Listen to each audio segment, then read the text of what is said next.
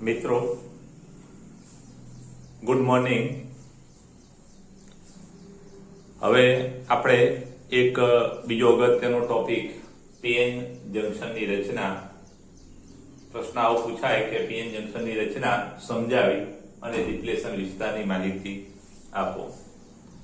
તો પીએન જંક્શનની રચનામાં ખાસ યાદ રાખજો કે કોઈ પી પ્રકારના અર્ધવાહકની એટલે કે પી પ્રકારનો સિલિકોન પીએસઆઈ એટલે કે પી પ્રકારનો સિલિકોન અર્ધવાહક આપણે વિચારીએ તો આ પી પ્રકારનો જે સિલિકોન અર્ધવાહક છે એ પી પ્રકારના સિલિકોન અર્ધવાહકની ઉપર આપણે કેટલીક એક ડોનર અશુદ્ધિ ઉમેરીએ એટલે કે એના સ્તર ઉપર જો ડોનર અશુદ્ધિ ઉમેરવામાં આવે તો એ વિસ્તાર જેની અંદર આપણે ડોનર અશુદ્ધિ ઉમેરીએ એ વિસ્તાર છે એ એન વિભાગ બને અથવા એન પ્રકારનો અર્ધવાહક બને, જેને આપણે એમ કહી શકીએ કે NSI બને એટલો વિસ્તાર, એન પ્રકારનો સિલિકોન અર્ધવાહક। અને આ બંને એન અને પી પ્રકારના અર્ધવાહકની વચ્ચે એક ધાત્વિક જંક્શન રચાય જેને આપણે પીએન જંક્શન કહીએ છીએ। આની વ્યાખ્યા એક બીજી પણ છે, બીજી રીતે પણ આ પીએન જંક્શન તૈયાર કરવામાં આવે છે, એ વ્યાખ્યા પણ તમે યાદ રાખજો। આમાં ટેક્સ્ટ પ્રમાણે આપણે વાત કરીએ તો એક પી પ્રકારનો સિલિકોન અર્ધવાહક વિચારો, આવા પી પ્રકારના સિલિકોન અર્ધવાહકની પતરી પર અથવા એની સપાટી પર આપણે શું કરીએ તો કે કઈ અશુદ્ધિ ઉમેરવામાં આવે તો કે ડોનર અશુદ્ધિ ઉમેરવામાં આવે તો એ વિભાગ છે એ એન પ્રકારનો સિલિકોન અર્ધવાહક બને અને આમ એક વિભાગ એન અને બીજો પી પ્રકારનો અર્ધવાહક બને અને વચ્ચે જે ધાત્વિક જંક્શન બને આને આપણે પીએન જંક્શન કહીએ છીએ। બીજી એક સરસ વ્યાખ્યા પણ છે કે એક સિલિકોન કે જર્મેનિયમ અર્ધવાહક તમે લો, સિલિકોન કે જર્મેનિયમ અર્ધવાહકના એક વિભાગમાં પી પ્રકાર ટ્રાયવેલેન્ટ અશુદ્ધિ એટલે કે એક્સેપ્ટર અશુદ્ધિ અને બીજા વિભાગમાં ડોનર અશુદ્ધિ એટલે કે ડોનર અશુદ્ધિ એટલે કે પેન્ટાવેલેન્ટ અશુદ્ધિ ઉમેરવામાં આવે તો તેનો એક વિભાગ પી પ્રકારનો અર્ધવાહક અને બીજો વિભાગ એન પ્રકારનો અર્ધવાહક બને અને આ બંને વિભાગોની વચ્ચે એક ધાત્વિક જંક્શન રચાય જેને પીએન જંક્શન કહે છે। એટલે આ બીજી વ્યાખ્યા પણ તમે યાદ રાખશો તો ચાલશે કે સિલિકોન કે જર્મેનિયમ અર્ધવાહકની વેફર અથવા પતરીના એક વિભાગમાં ટ્રાયવેલેન્ટ અશુદ્ધિ અને બીજા વિભાગમાં પેન્ટાવેલેન્ટ અશુદ્ધિ ઉમેરવામાં આવે તો એક વિભાગ પી પ્રકારનો અર્ધવાહક અને બીજો વિભાગ એન પ્રકારનો અર્ધવાહક બને અને વચ્ચે એક ધાત્વિક જંક્શન બને જેને શું કહેવામાં આવે છે પીએન જંક્શન। આ જે પીએન જંક્શન બને ત્યારે બે ઘટનાઓ બહુ મહત્વની છે અને એમાં એક પહેલી વાત છે વિસ્તરણ વહન, વિસ્તરણ પ્રવાહ અને બીજો છે ડ્રિફ્ટ પ્રવાહ।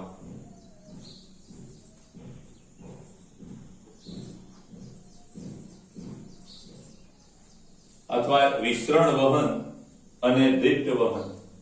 તો ખાસ ધ્યાન રાખજો આ વિસ્તરણ વહન અને ડ્રિફ્ટ વહન શું છે। તો આ વિસ્તરણ પ્રવાહ અને ડ્રિફ્ટ પ્રવાહ શું છે એ જરા સમજીએ તો બહુ ઈઝી વાત છે।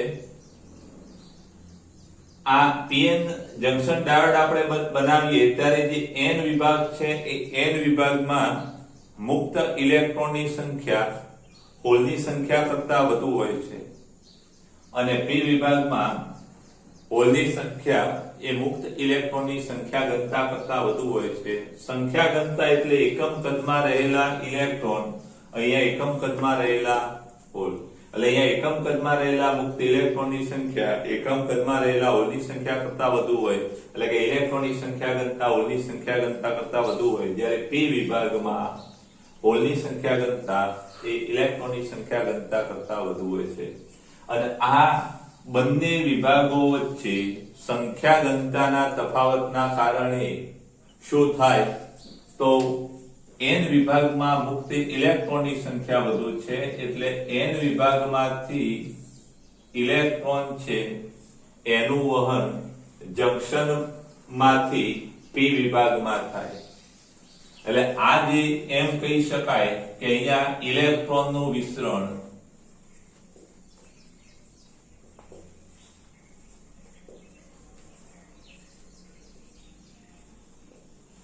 એટલે કે n વિભાગમાંથી ઇલેક્ટ્રોન છે એ p વિભાગ તરફ વિસ્તરણ પામે જંક્શનમાંથી એટલે કે ઇલેક્ટ્રોન n થી p તરફ વિસ્તરણ પામે ખાસ ધ્યાન રાખજો ઇલેક્ટ્રોન છે એ n થી p તરફ વિસ્તરણ પામે હવે ઇલેક્ટ્રોન n થી p તરફ વિસ્તરણ પામે અને આ જે હોલ છે એ p થી n તરફ વિસ્તરણ પામે જે હોલ છે એનું વિસ્તરણ p થી n તરફ થાય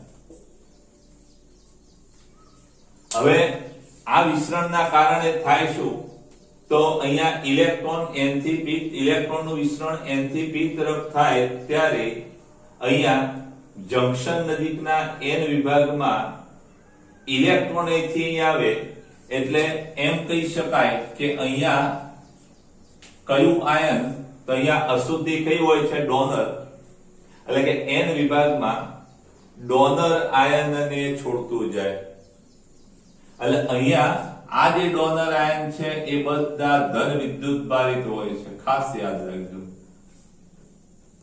એટલે કે અહીંયા ધન વિદ્યુત ભારિત ડોનર આયનને n જંક્શન નજીકના n વિભાગમાં છોડતું જાય અને આમ જંક્શન નજીક n વિભાગ છે એમાં ધન સ્પેસ ચાર્જ રચાય ખાસ યાદ રાખજો કયો ધન સ્પેસ ચાર્જ હવે p વિભાગમાંથી ઇલેક્ટ્રોનનું n વિભાગમાં વિસ્તરણ થાય એટલે કે હોલનું p થી n તરફ વિસ્તરણ થાય એટલે આપણે એમ કહી શકીએ કે અહીંયા હોલનું વિસ્તરણ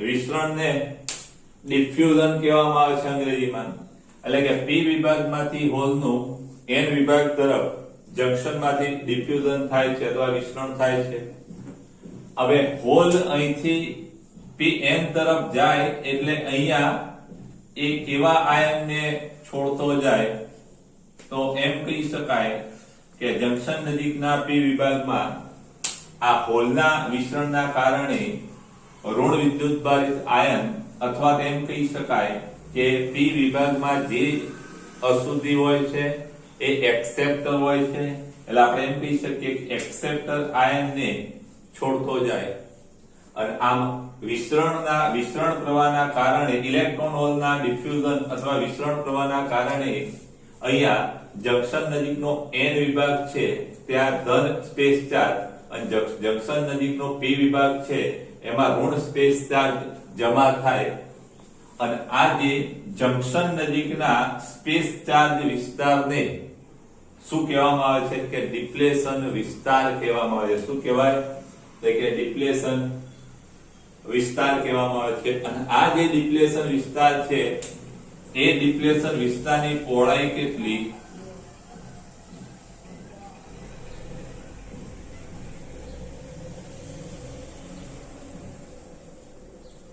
આ ડિપ્લેશન વિસ્તારની પહોળાઈ છે એ માઇક્રોમીટરના 10મા ક્રમની ખાસ યાદ રાખજો એટલે કે 0.1 માઇક્રોમીટર ના ક્રમની ખાસ યાદ રાખજો આ માપનનો ક્રમ છે ભાઈ 0.1 માઇક્રોમીટર ની ના મળતા 0.1 માઇક્રોમીટર ના ક્રમની એટલે કે 0.1 માઇક્રોમીટર હોય 0.2 0.3 0.4 0.5 એટલે કે 0.1 માઇક્રોમીટર ના ક્રમની એટલે કે માઇક્રોમીટરના 10મા ભાગના ક્રમની આ ડિપ્લેશન વિસ્તારની પહોળાઈ હોય છે ખ્યાલ આવી ગયો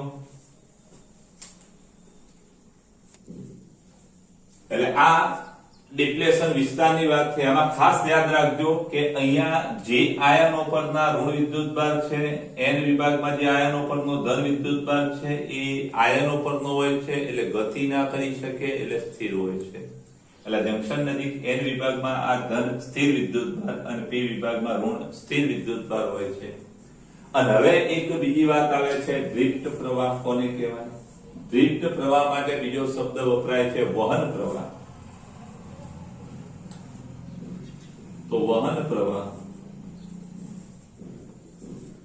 સાદી ભાષામાં આપણે વાત કરીએ, ડ્રિફ્ટ પ્રવાહ એટલે વિદ્યુત ક્ષેત્રની હાજરીના કારણે જે પ્રવાહ રચાય એને ડ્રિફ્ટ પ્રવાહ કહેવાય. તો હવે જરા જુઓ, અહીંયા ડિફ્યુઝનની ઘટના અથવા તો વિસ્તરણ પ્રવાહની ઘટનાના કારણે શું થાય? તો કે વિસ્તરણ પ્રવાહની ઘટનાના કારણે જંકશન નજીકનું N વિભાગ એ ધન સ્પેસ ચાર્જ ધરાવે અને જંકશન નજીકનો P વિભાગ છે એ ઋણ સ્પેસ ચાર્જ ધરાવે. એટલે કે જંકશન નજીક N વિભાગ ધન સ્પેસ ચાર્જ, P વિભાગ ઋણ સ્પેસ ચાર્જ ધરાવે. કોના કારણે? તો કે વિસ્તરણ પ્રવાહના કારણે. અને આના કારણે થાય શું? તો કે આના કારણે આ N વિભાગ ધન બન્યો, P વિભાગ ઋણ બન્યો, અને આપણે એવું ભણી ગયા છીએ હંમેશા વિદ્યુત ક્ષેત્ર ધનથી ઋણ તરફ હોય. એટલે આપણે એમ કહી શકીએ કે આના કારણે અહીંયા જંકશન નજીક અથવા ડેપ્લેશન વિસ્તારમાં આ સ્પેસ ચાર્જના કારણે, ખાસ ધ્યાન રાખજો, સ્પેસ ચાર્જના કારણે N થી P તરફ વિદ્યુત ક્ષેત્ર પેદા થાય. N થી P તરફ વિદ્યુત ક્ષેત્ર પેદા થાય. અને આ વિદ્યુત ક્ષેત્રના કારણે, હવે ખાસ યાદ રાખજો, વિદ્યુત ક્ષેત્ર પેદા થાય એટલે ઇલેક્ટ્રોન પર ક્ષેત્રની વિરુદ્ધ દિશામાં બળ લાગે અને હોલ એ ધન વિદ્યુતભાઈ કણની જેમ વર્તે છે અને માટે એના પર ક્ષેત્રની દિશામાં બળ લાગે. એટલે હવે આપણે એમ કહી શકીએ કે આ જે વિદ્યુત ક્ષેત્ર રચાય છે, આ વિદ્યુત ક્ષેત્રના કારણે અથવા N થી P તરફ આ ડેપ્લેશન વિસ્તારમાં વિદ્યુત ક્ષેત્ર રચાય અને આ વિદ્યુત ક્ષેત્રના કારણે P વિભાગમાં જે ઇલેક્ટ્રોન હશે એ P વિભાગમાં રહેલા ઇલેક્ટ્રોન પર ક્ષેત્રની વિરુદ્ધ દિશામાં બળ લાગે. એટલે કે P વિભાગના ઇલેક્ટ્રોન છે એ N વિભાગ તરફ જશે. એટલે આપણે એમ કહી શકીએ એ જે પ્રવાહ છે એ ક્ષેત્રની હાજરીમાં થાય અને ક્ષેત્રની હાજરીમાં થતા પ્રવાહને આપણે કયો પ્રવાહ કહીએ છીએ? ડ્રિફ્ટ ગતિને આપણે ભૂરા કલર થી દર્શાવીએ. એટલે કે અહીંથી આ દિશામાં ઇલેક્ટ્રોન નો ડ્રિફ્ટ પ્રવાહ થશે. ઇલેક્ટ્રોન નો ડ્રિફ્ટ પ્રવાહ, જેને ઇલેક્ટ્રોન ડ્રિફ્ટ કીધેલું છે.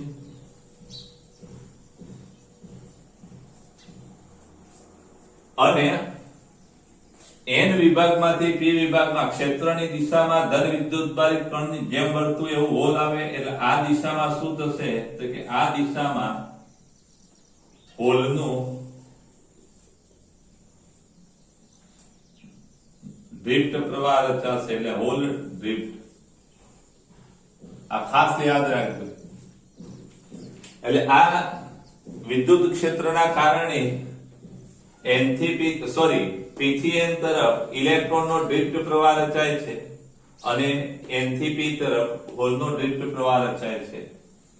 અને આ જે પ્રવાહ છે એ વિદ્યુત ક્ષેત્રના કારણે રચાતો હોવાથી એને ડ્રિફ્ટ પ્રવાહ અથવા એના માટે બીજો શબ્દ વાપરીએ છીએ વહન પ્રવાહ.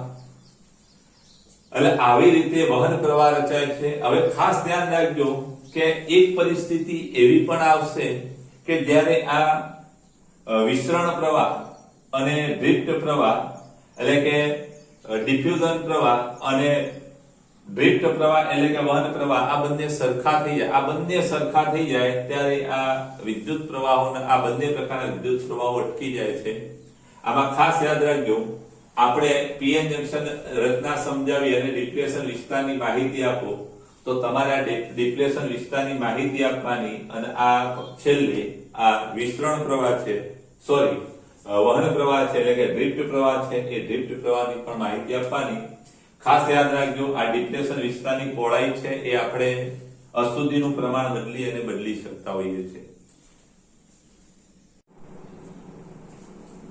હવે એક નાનો મુદ્દો, બેરિયર પોટેન્શિયલ કઈ રીતે રચાય છે. આમાં બેરિયર પોટેન્શિયલ એટલે ઇલેક્ટ્રોનને N થી P તરફ આવતા રોકવા માટેનું સ્થિતિમાન અથવા રોકતું સ્થિતિમાન. તો ખાસ યાદ રાખજો કે અહીંયા શરૂઆતમાં ડિફ્યુઝન પ્રવાહ એટલે કે વિસ્તરણ પ્રવાહ એ ડ્રિફ્ટ પ્રવાહ અથવા વહન પ્રવાહ કરતા વધુ હોય છે અને આના કારણે અહીંયા ડેપ્લેશન વિસ્તાર છે એ મોટો બને અને સાથે સાથે N થી P તરફ વિદ્યુત ક્ષેત્રની જે તીવ્રતા છે એ પણ વધતી જાય. વિદ્યુત ક્ષેત્રની તીવ્રતાના કારણે કયો પ્રવાહ તો કે ડ્રિફ્ટ અથવા તો વહન પ્રવાહ રચાય છે. ખાસ યાદ રાખજો, વહન પ્રવાહ એ વિસ્તરણ પ્રવાહની વિરુદ્ધ દિશામાં હોય છે. એટલે કે અહીંયા વિદ્યુત ક્ષેત્રની તીવ્રતા વધે છે, પરિણામે શું કે ડ્રિફ્ટ પ્રવાહ અથવા તો વહન પ્રવાહ રચાય છે. અને અહીંયા આ ઘટના ક્યાં સુધી ચાલે તો અહીંયા ખાસ યાદ રાખજો કે ડ્રિફ્ટ પ્રવાહ અથવા વહન પ્રવાહ છે એ ડિફ્યુઝન એટલે કે વિસ્તરણ પ્રવાહ જેટલો ના થાય ત્યાં સુધી આ પ્રક્રિયા ચાલ્યા કરે છે અને આપણું પીએન જંકશન રચાય છે. આ પીએન જંકશન રચાય ત્યારે સંતુલિત સ્થિતિ પ્રાપ્ત થાય અને આ સંતુલિત સ્થિતિમાં આ જંકશનમાંથી કોઈ ચોખ્ખો વિદ્યુત પ્રવાહ વહન પામતો નથી. કેમ? કારણ કે જેટલો ડિફ્યુઝન પ્રવાહ હશે એટલો જ વહન પ્રવાહ હશે, બંને સંતુલનમાં છે, માટે ચોખ્ખો પ્રવાહ શૂન્ય છે. હવે ખાસ ધ્યાન રાખજો કે અહીંયા N વિભાગ છે એ ઇલેક્ટ્રોન ગુમાવે છે, જંકશન નજીકનો N વિભાગ ઇલેક્ટ્રોન ગુમાવે છે અને P વિભાગ છે એ ઇલેક્ટ્રોન મેળવે છે. અને આના કારણે શું થાય છે તો કે જંકશન નજીકના વિસ્તારમાં વિદ્યુત સ્થિતિમાનનો તફાવત સર્જાય છે અને આ વિદ્યુત સ્થિતિમાનની ધ્રુવીયતા એવી હોય છે કે જેથી N થી P તરફ આવતા ઇલેક્ટ્રોનને અને P થી N તરફ જતા હોલને એ રોકે છે. મતલબ કે ડિફ્યુઝન પ્રવાહ એટલે કે વિસ્તરણ પ્રવાહને રોકે છે. અહીંયા સંતુલિત સ્થિતિ પ્રાપ્ત થયા પછીની એટલે કે આ બંને પ્રવાહો સમાન હોય તે સ્થિતિની સંતુલિત સ્થિતિમાં અહીંયા જંકશન એટલે કે ડેપ્લેશન વિસ્તાર દર્શાવેલો છે અને ડેપ્લેશન વિસ્તારનો વિદ્યુત સ્થિતિમાનનો તફાવત અથવા વિદ્યુત સ્થિતિમાનનું વિતરણ પણ દર્શાવેલ છે. હવે અહીંયા N વિભાગ ઇલેક્ટ્રોન મેળવતો N વિભાગ ઇલેક્ટ્રોન P વિભાગમાં N વિભાગ ઇલેક્ટ્રોન ગુમાવતો અને P વિભાગ ઇલેક્ટ્રોન મેળવતો હોવાથી P ની સાપેક્ષમાં N નું સ્થિતિમાન ધન છે અથવા P ની સાપેક્ષમાં N ધન સ્થિતિમાન બને છે અને માટે આ સ્થિતિમાનના તફાવતના કારણે ઇલેક્ટ્રોન N થી P તરફ આવતો રોકાય છે અને માટે આપણે આ સ્થિતિમાનના તફાવતને બેરિયર પોટેન્શિયલ અથવા બેરિયર સ્થિતિમાન કહે છે. ખાસ યાદ રાખજો, N થી P તરફ આવતા ઇલેક્ટ્રોનને રોકતા વિદ્યુત સ્થિતિમાનના તફાવત શું કહેવામાં આવે છે? Barrier potential. બેરિયર પોટેન્શિયલનું મૂલ્ય ખાસ યાદ રાખજો. સિલિકોન અર્ધવાહકનો ઉપયોગ કરવામાં આવે તો સિલિકોન માટે 0.7 ઇલેક્ટ્રોન વોલ્ટ 7 વોલ્ટ અને જર્મેનિયમ માટે ખાસ યાદ રાખજો, જર્મેનિયમ માટે 0.2 વોલ્ટ. કોઈ વખતે આ 0.3 પણ હોય છે, ખાસ યાદ રાખજો. બરાબર, આપણી નવી ટેક્સ્ટમાં આઈ થિંક 0.2 છે, જૂની ટેક્સ્ટમાં 0.3. એટલે આટલી વસ્તુ જરા તમે ખાસ યાદ રાખજો.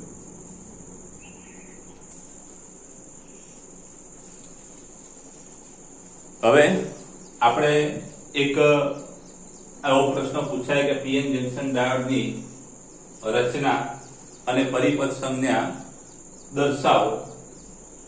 તો ખાસ યાદ રાખજો કે આ પીએન જંકશન ડાયોડની રચના આકૃતિમાં દર્શાવેલી છે, જેમાં પીએન જંકશનમાં શું હોય તો કે એક વિભાગ P અને બીજો N વિભાગનો અર્ધવાહક હોય ને વચ્ચે ધાત્વિક જંકશન બનતું હોય છે, જેને આપણે ડિપ્લેશન વિસ્તાર પણ કહીએ છીએ.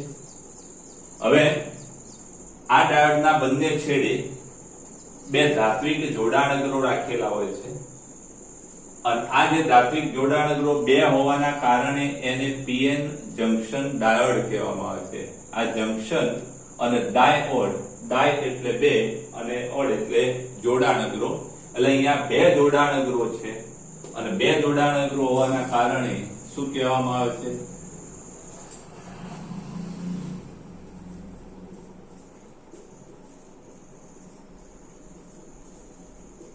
એને પીએન જંકશન ડાયોડ ડાયોડ કહે છે. આ ડાયોડ કહેવા પાછળનું કારણ એ કે જોડાણ અગ્રો એટલે ટર્મિનલ 2 છે, બે ધાત્વિક જોડાણ અગ્રો છે. જ્યારે આ પીએન જંકશન ડાયોડ ની રચના આકૃતિ એમાં દર્શાવેલી છે અને બીમાં પરિપથ સંજ્ઞા દર્શાવેલી છે. અહીંયા પરિપથ સંજ્ઞામાં જે ત્રિકોણાકાર ભાગ છે એ પી પ્રકારનો અર્ધવાહક છે અને આ રેખા દર્શાવેલી છે એન વિભાગનો અર્ધવાહક છે. ખાસ યાદ રાખજો કે અર્ધવાહક પીએન જંકશન ડાયોડ આવો નથી હોતો, તો આવો હોય છે પણ સંજ્ઞા આવી છે પરિપથમાં. જ્યારે આ PN junction diode forward bias હોય, ખાસ યાદ રાખજો ફોરવર્ડ બાયસ, ત્યારે એમાં રૈવાજિક પ્રવાહ અહીંયા P થી N તરફ હોય છે. એટલે ત્રિકોણ આકારમાં જે તીર છે એ તીર એ ફોરવર્ડ બાયસમાં રૈવાજિક પ્રવાહની દિશા દર્શાવે છે. આટલી વાત જરા યાદ રાખજો. કેટલીક વાર આ વધારાની વાત છે કે આને એનોડ પણ કહેવામાં આવે છે અને આને કેથોડ પણ કહેવામાં આવે છે. આ P વિભાગની એનોડ અને N વિભાગની કેથોડ પણ કહેવામાં આવે છે. એટલે આ મેં લાલ અક્ષરથી એટલા માટે લખ્યું, આપણી ટેક્સ્ટમાં નથી પણ જૂની બુક પ્રમાણે આપણે આને એનોડ અને કેથોડ કહી શકીએ.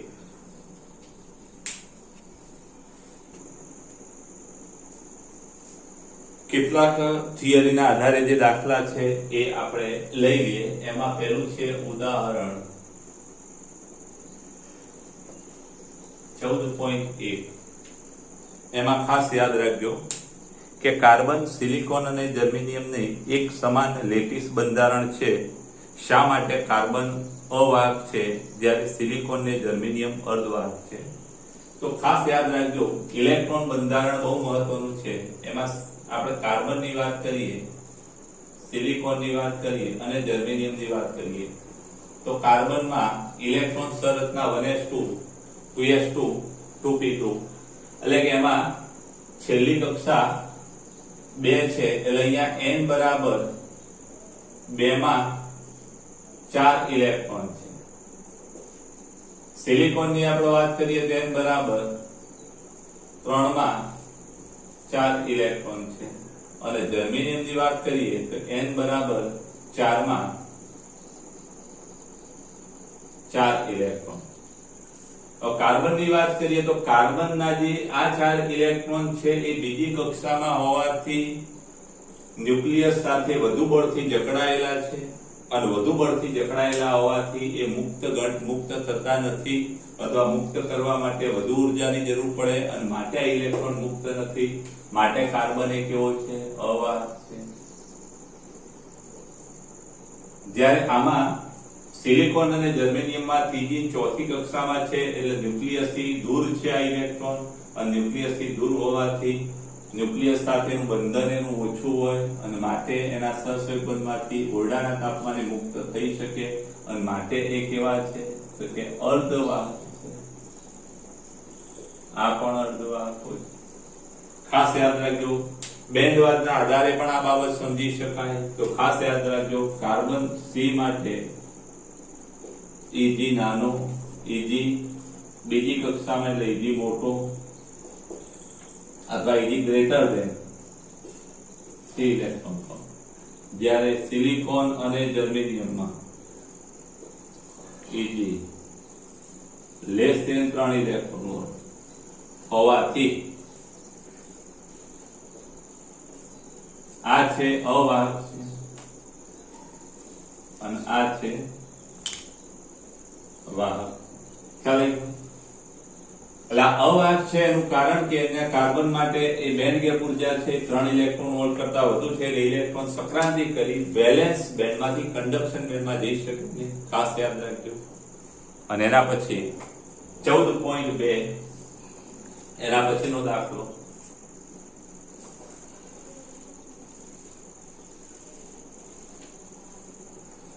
ઉદાહરણ 14.2. આ પરીક્ષામાં પૂછાય એવા દાખલાઓ હવે આ ઉદાહરણ 14.2 પૂછી શકાય. ખાસ યાદ રાખજો કે એક સૂત્ર આપણે મેં વાત કરેલી કે જોડીઓની સંખ્યા ઘનતા એ ઇલેક્ટ્રોન અને હોલની સંખ્યા ઘનતાના ઇલેક્ટ્રોન હોલની જોડીઓની સંખ્યા ઘનતાનો વર્ગ એ એની અને NF ના ગુણાકાર જેટલો હોય છે. શુદ્ધ અર્ધવાહકમાં ઇલેક્ટ્રોન અથવા હોલની સંખ્યા ઘનતા એ અંતર્ગત અર્ધવાહકમાં અશુદ્ધિ ઉમેર્યા પછીના અર્ધવાહકમાં ઇલેક્ટ્રોન અને હોલની સંખ્યા ઘનતાના ગુણાકાર જેટલું હોય છે એનો ઉપયોગ કરીશું આપણે.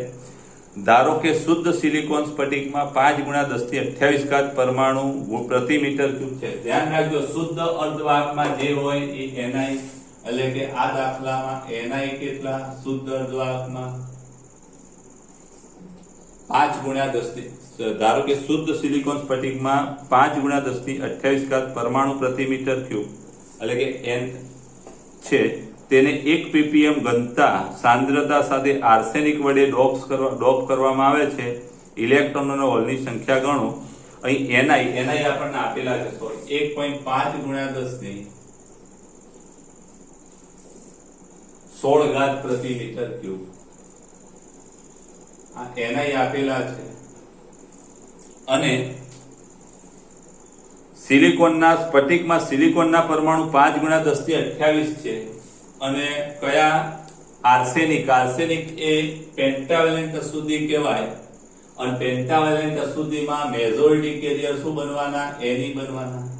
ખાસ ધ્યાન રાખજો, આર્સેનિક પેન્ટાવેલેન્ટ એટલે 5 મુક્ત ઇલેક્ટ્રોન અને 5 ઇલેક્ટ્રોન વેલેન્સ, 5 માંથી 4 બંધમાં વપરાય, પાંચમો ઇલેક્ટ્રોન છે એ મળે એટલે નંબર ઓફ ઇલેક્ટ્રોનની સંખ્યા ઘનતા વધુ હશે. એટલે નંબર ઓફ ઇલેક્ટ્રોનની સંખ્યા ઘનતા કેટલી? તો 1 પાર્ટ પર મિલિયન. એટલે પરમાણુ છે 5 × 10⁻28. હવે ધ્યાન રાખજો કે પાર્ટ પર મિલિયન એટલે 10⁶ 1. ખાસ ધ્યાન રાખજો, 10⁶ 1 તો 5 × 10⁻28 કેટલા? તો શું કરવું પડે? Ni બરાબર 5 × 10⁻28 ગુણ્યા 1 ભાગ્યા 10⁶.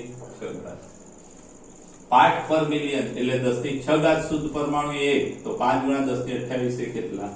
એટલે આ ઉપર જશે એટલે આના આપણે એમ કહી શકીએ 5 × 10⁶ માંથી જાય તો 22 થાય પ્રતિ મીટર ક્યુબ. એટલે નંબર ઓફ ઇલેક્ટ્રોન કેટલા? અહીંયા ભાગ્યા 10⁶ એટલે કે 5 × 10⁻22 તો નંબર ઓફ હોલ શોધવાના હશે. ખાસ ધ્યાન રાખજો, આ વસ્તુ જરા નોંધી લેજો. હવે જરા ખાસ ધ્યાન આપજો, અહીંયા નંબર ઓફ પેલું સૂત્ર છે આપણું કે નંબર ઓફ ઇલેક્ટ્રોન અને ગુણ્યા number of hole is equal to Ni નો વર્ગ અને માટે number of hole is equal two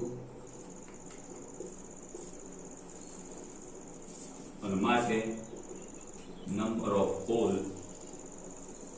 is equal to Ni square. Ni કેટલા છે? 1.5 × 10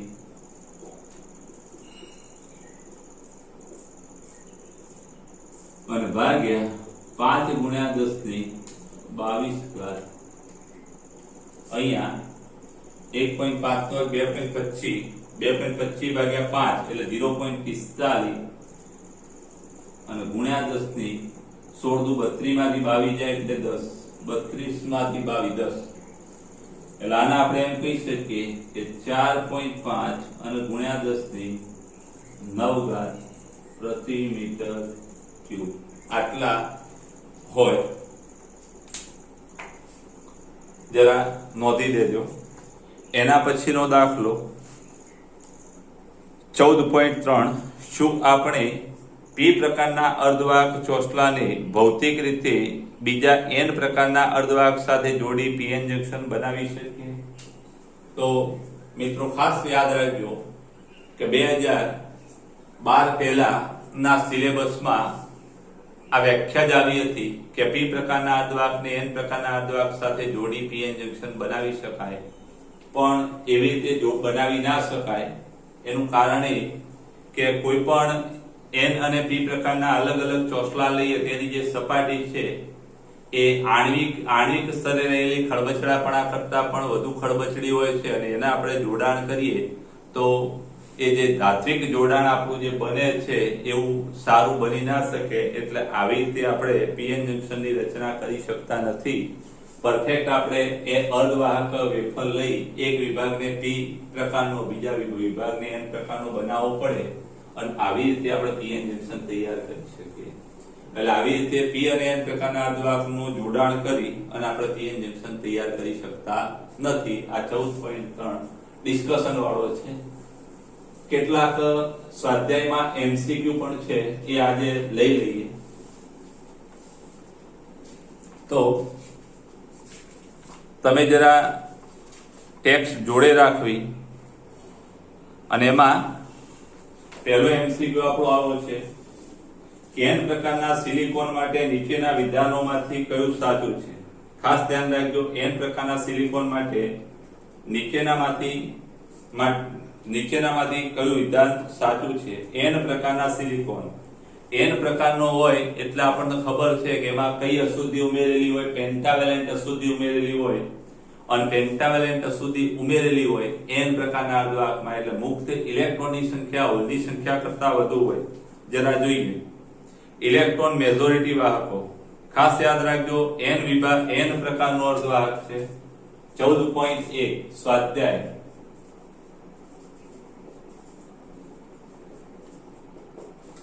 સ્વાધ્યાય 14.1 n પ્રકારનો અર્ધવાહક છે અને n પ્રકારના સિલિકોન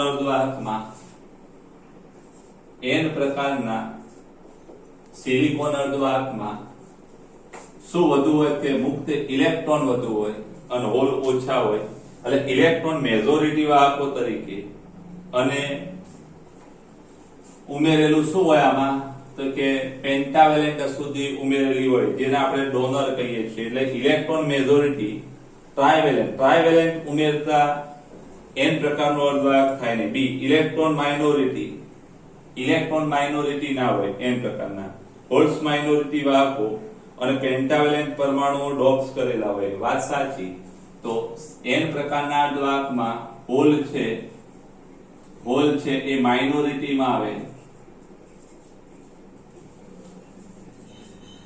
માઇનોરિટી અર્ધવાહક તરીકે હોલ હોય અને પેન્ટાવેલેન્ટ અશુદ્ધિ ડોપ્સ કરેલી હોય. એટલે કે પેન્ટાવેલેન્ટ પરમાણુ ડોપ્સ. એટલે આપણો જવાબ છે એ સી આવશે આમાં. ખાસ યાદ રાખજો. એના પછી 14.2 p પ્રકારના સેમિકન્ડક્ટર માટે સ્વાધ્યાય 14.1 માં આપેલ કયા વિધાન સત્ય છે p પ્રકારના સેમિકન્ડક્ટર માટે. તો 14.1 માં p પ્રકારનો સેમિકન્ડક્ટર, તો p પ્રકારનો સેમિકન્ડક્ટર હોય 14.2 p પ્રકારનો સેમિકન્ડક્ટર સિલિકોન હોય કે જર્મેનિયમ. તો p પ્રકારના સેમિકન્ડક્ટરમાં મેજોરિટી શું હોય કે મેજોરિટી હોલ હોય, માઇનોરિટી ઇલેક્ટ્રોન હોય. એટલે ઇલેક્ટ્રોન મેજોરિટી ખોટી વાત, ઇલેક્ટ્રોન માઇનોરિટી અને પેન્ટાવેલેન્ટ ના હોય. હોલ્સ મેજોરિટી વાહકો ટ્રાઇવેલેન્ટ. એટલે આમાં જવાબ આવશે તમારો ડી, જેમાં p પ્રકારનો અર્ધવાહક હોવાથી હોલ મેજોરિટી હોય અને ટ્રાઇવેલેન્ટ અશુદ્ધિ ઉમેરેલી હોય. પછી 14.3 સ્વાધ્યાયનો 14.3 તો કાર્બન, સિલિકોન, જર્મેનિયમ દરેકને 4 વેલેન્સ ઇલેક્ટ્રોન હોય છે. તેમને અનુક્રમે Eg_C. ખાસ ધ્યાન રાખજો, કાર્બનના ઇલેક્ટ્રોનને વેલેન્સ બેન્ડમાંથી કંડક્શન બેન્ડમાં દૂર લઈ જવો હોય તો વધુ ઉર્જા જોઈએ. એના પછી સિલિકોન ત્રીજી કક્ષામાં ઇલેક્ટ્રોન છે એટલે એની ઉર્જા એના કરતા ઓછી હોય. અને છેલ્લે કોણ છે તો કે છેલ્લે જર્મેનિયમની ઉર્જા સૌથી ઓછી હોય. ખાસ યાદ રાખજો, કાર્બનમાં બીજી કક્ષામાં ઇલેક્ટ્રોન છે એટલે ન્યુક્લિયસ થી વધુ બળથી જકડાયેલા હોય. ઇલેક્ટ્રોનને વેલેન્સ બેન્ડમાંથી કંડક્શન બેન્ડમાં વધુ ઉર્જા જરૂર પડે એટલે બેન્ડ ગેપ મોટી હોય. સિલિકોનમાં ત્રીજી કક્ષા એટલે ઓછી હોય, જર્મેનિયમના ચોથી કક્ષા એટલે સૌથી નબળી હોય. 14.4 બાયસ. મિત્રો આ થિયરી ચાલી એના આધારે બધા દાખલા ને MCQ મેં ગણી કાઢ્યા. એ તમારે સારા તૈયાર કરી દેવાના.